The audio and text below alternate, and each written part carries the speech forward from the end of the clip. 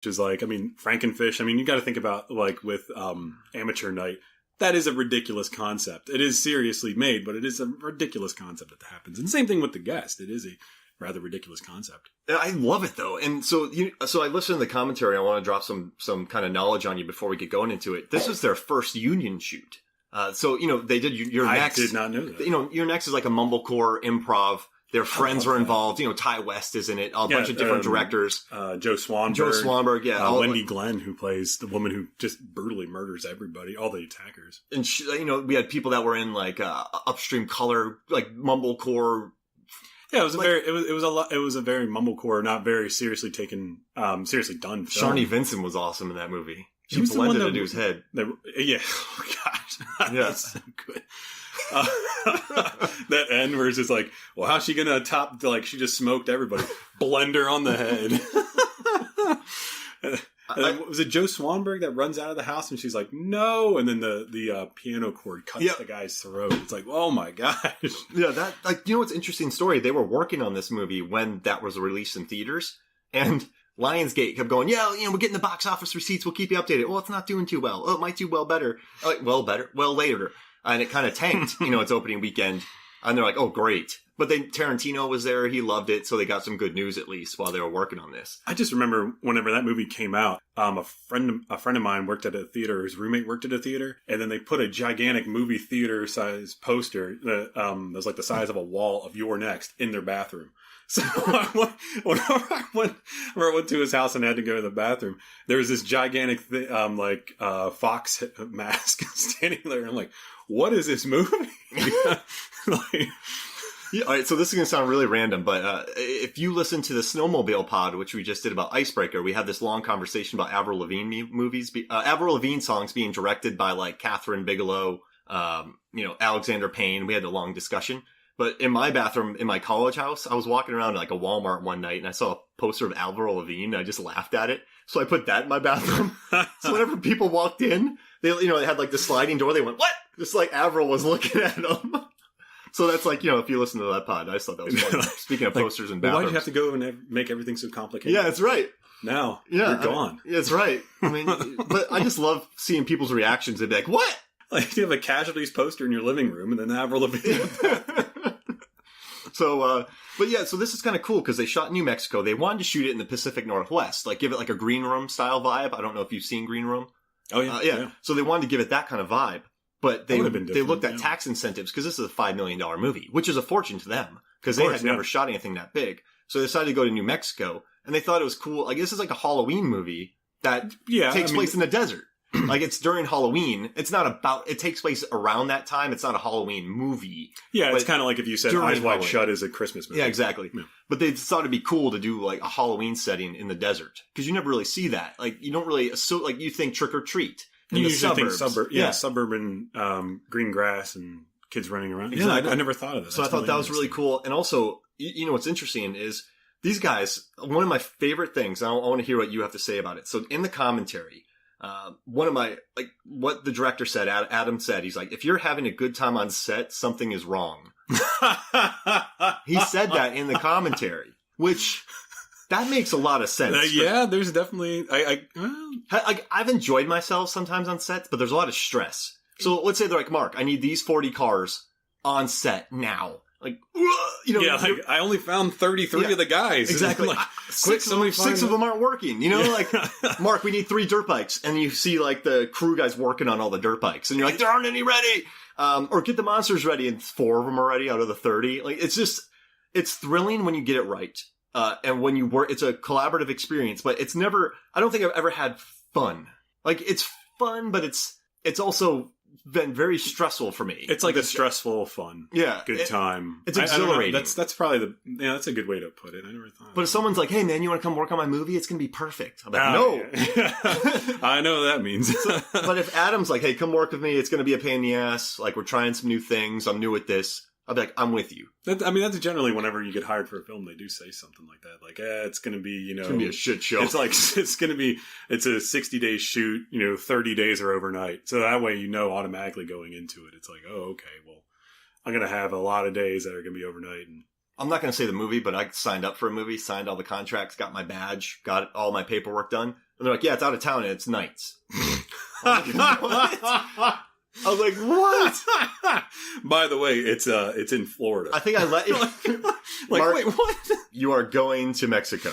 Like, what? Like, I got punched right in the gut, and I was like, oh. But, yeah, that wasn't cool. And then, I was like, screw this. I was like fighting the system. So after every night when we wrapped, I would drive home. And then I'd get like 3 hours of sleep and drive back. Because I'm like, I'm not staying in this stupid hotel room. They didn't pay me for this. So I was sleep deprived, stubborn, and like worked. So I was like, I'm no one's fool. That's like when I did a movie that was about like an hour and a half away from where I live in Atlanta, and they didn't tell me where it was going to be, so then I did it, and then they were like, it's going to be a 12-day shoot, and I was like, oh, that's not that bad. I can do this for 12 days. About day 5, dude, you're done. Like, can I have a hotel? And they're like, oh, it's not in the budget. And you're like, oh, come on, it's not in the budget. Like, well, we can take you. Like, oh, we can't tell you not to get a hotel room for yourself. I'm like, oh, come on. It's like it's an hour and a half away from Atlanta. And when they say Atlanta, they're like, well, we say Atlanta. By Atlanta, we mean Athens. Airport. Yeah. It's like, what the? And you're working 14-hour days. Let's say you're doing a 3-hour round trip, 17 hours. You get home, you fiddle around. Of course. And then you wake up, you probably need an hour and a half there. So you're getting 3 hours of sleep. Yeah, at the maximum. Yeah. But that's what these guys said on this. They weren't sleeping much. Also, they said something really funny. During this time, Transcendence was there, which is that big budget Johnny Depp movie. Oh, gosh. And then also A Million Ways to Die in the West. Oh, yeah. I thought that was Texas. No, well, I guess they were shooting in New Mexico, certain scenes. And they kept saying that since they couldn't pay as much. Oh, gosh. People would keep leaving. People kept leaving their shoot. And then they have to bring in new people. So they couldn't keep the same crew. Because people are like, oh, I got a week on Transcendence. Deuces. Yeah. They would take off because they made more money. It's a bigger shoot. Yeah. And so they kept losing people. And it's really interesting in this because the directors, Adam and Simon, or the director-writer, they were just talking about how it was just really tough. Like, they weren't used to generators. And so it was pouring on houses and you couldn't record. Or the generator would blow. Or they couldn't get certain shots. Or there was noises. And so this was like their first... They had done movies before, but they hadn't done anything on this scale. It's like you're good at making mug brownies, right? But then they're like, bake us a gourmet cake. Does that make sense? Like, oh gosh, that sounds terrible. So but what I like about them is they weren't, this was perfect, man. This set was great. Like they were really telling you the nitty gritty of it. Yeah. I mean, that makes sense because especially like if they're used to making more like low budget things, like very guerrilla style. And then they're like, oh, it rained. So now this scene has rain in it. And they're like, no, this scene is not supposed to have rain in it according to the producers. And you're like, okay, so what do we shoot now? And it's like, well, I guess we can move to the gym scene. Yeah. And it turns out the gym scene has a metal roof. And you're like, no, it's still raining. And so they said they learned a lot. And they also did a shoot where, they had, so there's a scene in this where there's a bar fight and they trail these people to the bar. They had only 2 days to shoot that. Wow. They didn't really... That scene was shot in 2 days. Yeah. So, I mean, they didn't really... I think this was a good learning experience for them, which they took into other things. But it's really... I know we're not talking about the movie, we're talking about the production. But if you've seen the movie, if you haven't watched The Guest, you're not listening. Yeah, to be fair. But I thought this just was kind of cool. So this was like the commentary was really... I can let you borrow it if you want. It's about just It was just neat listening to the evolution of these director-writer on this bigger movie, their first union shoot. Gosh, I would like to hear a commentary on, was it The Sacrament? Yeah, oh yeah. That was shot in Savannah. Oh, really? Yeah. Man, did you like The Sacrament? I really did. Whenever I listened to your podcast on it, I was like, you have got to be kidding me. I hate you! Like, Hoffmeyer! I gave that movie everything I had, too. Like, I didn't do it as a background, and it just... Look, I gotta say this about The Sacrament. If you didn't know what the Jonestown Massacre is, I don't know where you've been for the last 40-something years. So... Like, watching the movie, like, right off the bat, like, just seeing the front cover of it, I immediately knew it was the Jonestown Massacre. I mean, everything just screams it. And I knew it was going to happen, but it was still so very weirdly made. And I love that, like how they were all separated and then the girl sneaks into the bunk and then it's just, it's very, I liked it a lot. I mean, there was apparently a different ending. Apparently, what was it? They get away or they get away, I think. But like the ending that we do see is, the plane gets shot, the helicopter gets shot down. I mean, the one thing I like about this, you have Adam Wingard, you have Joe Swanberg, you have Ty West. These guys are doers. And it does, I would never say I'm jealous, but I really respect how they do. Like, these guys made movies happen. You know what I mean? They just had a collective of people and they make movies. And they make good ones, too. Like, I mean, one of the ones I think we've done, that's what I was about to say. Dude, that movie was phenomenal. That's a movie there. I don't know how that movie didn't become more popular. So back to the guest. And we're back. So I just really thought that was neat with this movie, how they, they went to New Mexico. They wanted to have like a kind of a Halloween vibe, in kind of like the desert. Also, what was another interesting thing, a lot of this movie was based around Dan Stevens being jacked. So, and he was used to being seen as either kind of really chubby, and then he was really skinny, kind of like the Machinist, Christian Bale skinny when he did Walk Among the Tombstones, which was a really great movie. Really good. And that guy from Stranger Things was in it too. The police, not the police chief. He's the new Hellboy. Oh, yeah, that guy. I can't remember. This is horrible. I'm drawing a blank. But yeah, he was in it. Yeah, well, I like to Walk Among the Tombstones a lot. He played the killer. He has a great scene at the end where he's like tying up the guy, and it's like, whoa, how is this gonna work out? Dude can act. Oh yeah, he's got range. So, and what's interesting is Downton Abbey. When I heard, I'm a Downton Abbey fan. I love that show. And there's a movie come out in 2019. Can't wait for that. But so he was kind of like this, a posh, aristocratic love interest. He got killed off. But then I see him in The Guest and Walk Among Two. I'm like, what happened? But when he went to The Guest, he was too skinny. So he worked out all through the shoot. And so his shirtless scene, it was at the end. Yeah. And what's interesting is he had to stop eating 24 hours before, as in the commentary. And then he chugged the Coke, did a ton of push-ups, and then they did that shirtless scene of him.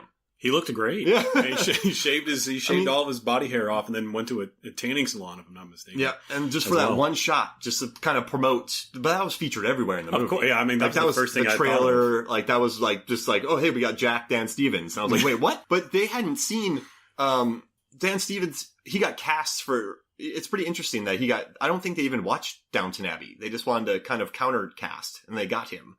But this role worked really well for him. It's definitely, you wouldn't expect him to be this type of character because he looks very welcoming. I mean, his big blue eyes, I mean, he just looks very handsome and like welcoming to people, and he's very polite. Even whenever he's being rude, like that one scene, which I love that so much, whenever, what's her name? The girl. Maika.